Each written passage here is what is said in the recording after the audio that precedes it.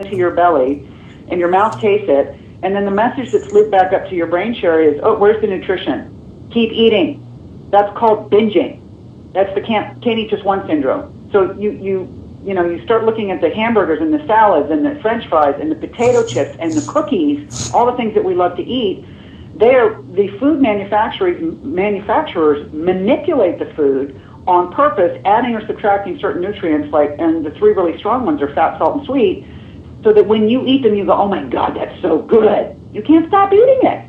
That ought to make every single person out there in America really mad. It made me mad. So that's why junk food is so harmful to you. You eat tons of calorically dense food, and then you're not hungry and you're not full, so you keep eating. And then you go into a stupor. I know, I used to eat myself into a stupor. I would eat so much that I couldn't move and I'd be hungover. Have you ever experienced that? Yeah. Yeah. So it's a drug. It completely sedates you, and then you just keep eating. And then all of these foods create an insulin response because your body's completely overloaded on insulin, and if you don't release insulin, your pancreas doesn't, you'll die. And insulin is a fat-storing hormone. I know.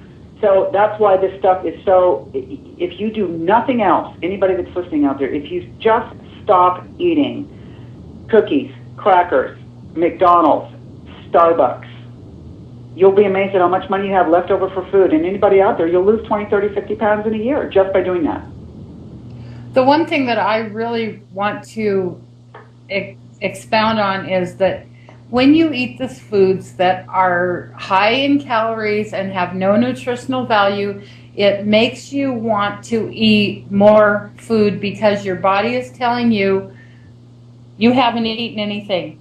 Your mind may know that you've eaten a Big Mac, but your body says, I'm still hungry. I have not been fed. And it makes you eat more, and more. And so all you're getting, that's what they mean by empty calories. And the reason I'm saying this over is because it's not a concept I understood.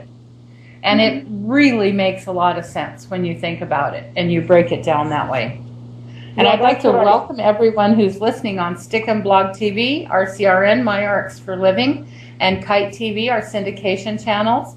And I would like to let everyone know we're talking to Nancy Jereminski. And Nancy, I'm going to put your website up. It's www.nancyjereminski.com, correct? Mm-hmm. Yes, ma'am, it is.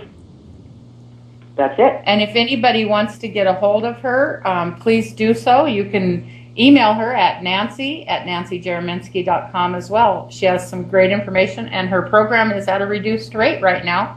And so it would, I just can't tell you how much she's helped me and how much I've learned. And I've been working at this very, very earnestly for 9 years. And the knowledge that Nancy has been more beneficial than anything I've ever heard, because it helps take the blame off of me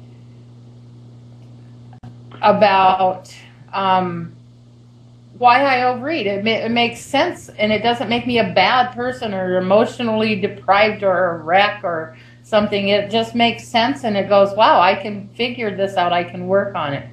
And so I want to tell everybody, please go to Nancy and find out what she has to offer.